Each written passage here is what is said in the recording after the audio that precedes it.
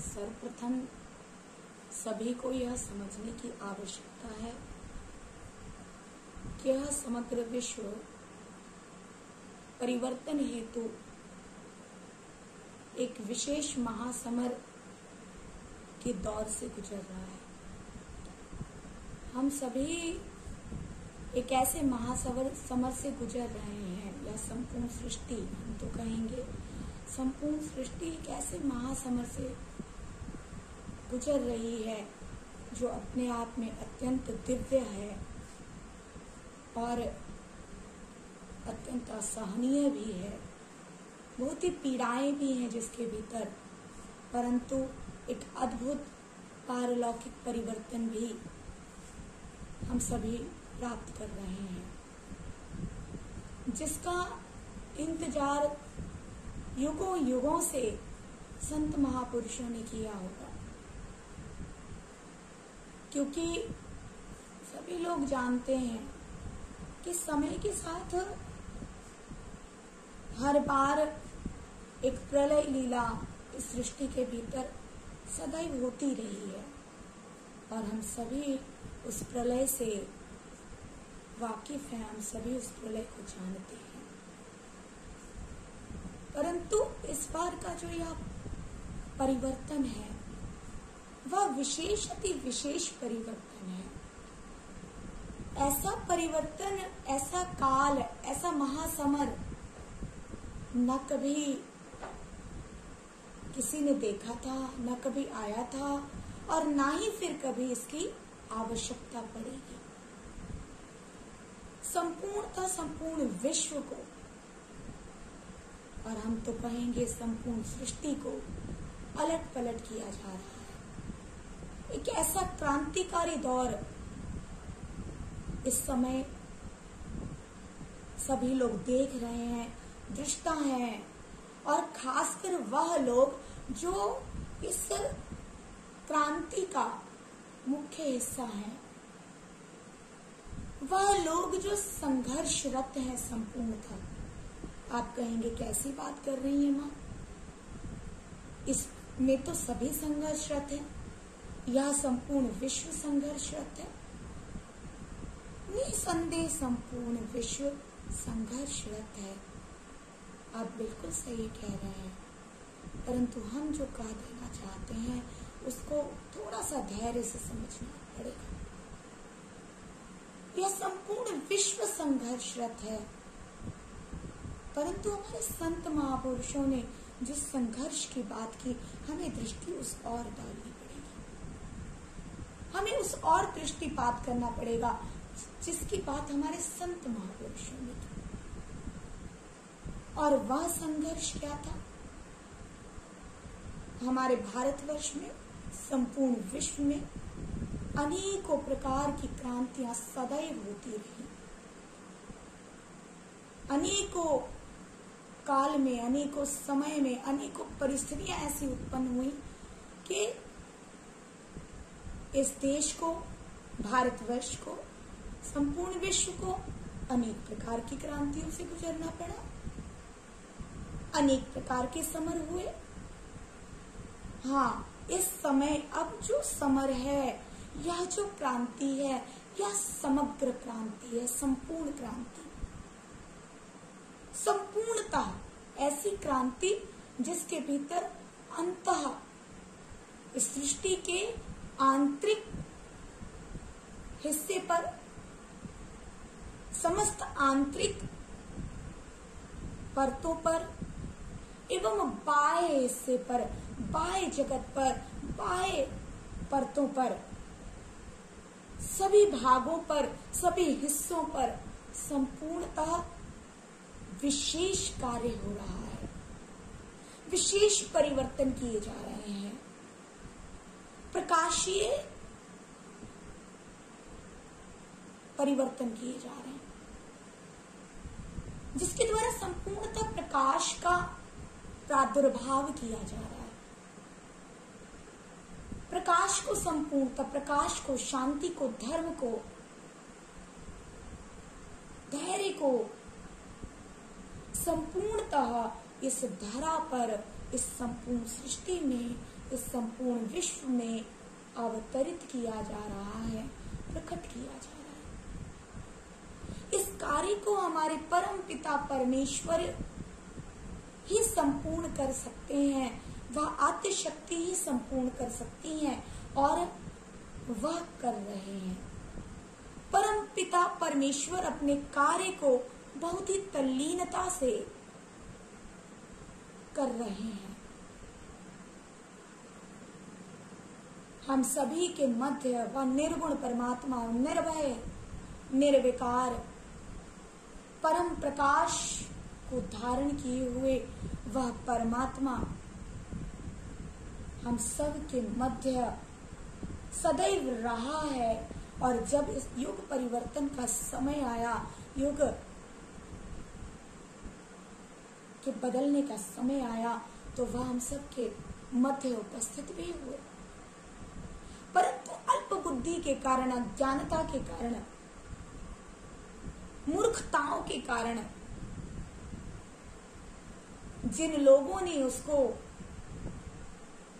देखा, जो उसके दृष्टा थे, जो उसकी शरणागति थे,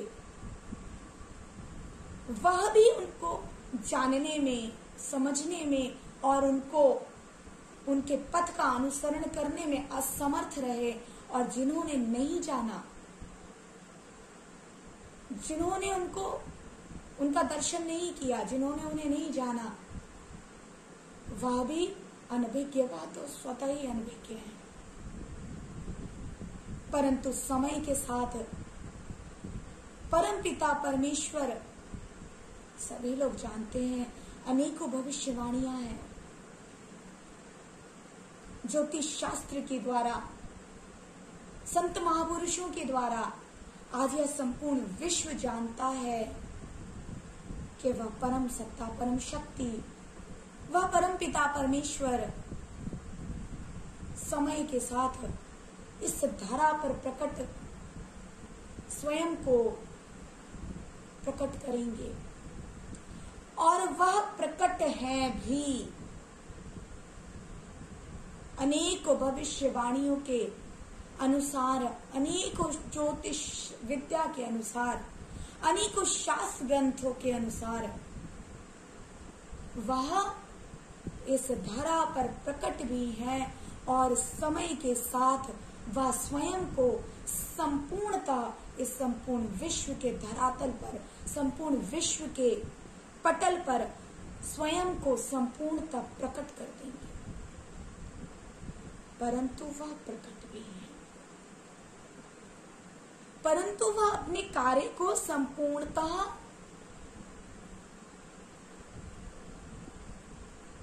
उपस्थित होकर भी कर रहे हैं। हाँ, उसको जानने के लिए जिस दृष्टि की आवश्यकता है, वह दृष्टि धूमिल है, आच्छादित है और असंख्य लोगों की तो अभी वह दृष्टि खुली ही नहीं है। और जिनकी खुली है वह अनेकों परतों में ढके हुए हैं।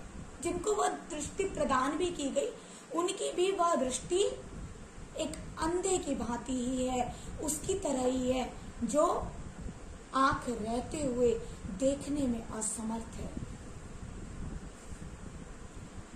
वह समझ नहीं पा रहे, जान नहीं पा रहे और देख नहीं पा रहे, या फिर हम तो यूं कहेंगे कि जानना नहीं चाहते, समझना नहीं चाहते और देखना भी नहीं चाहते।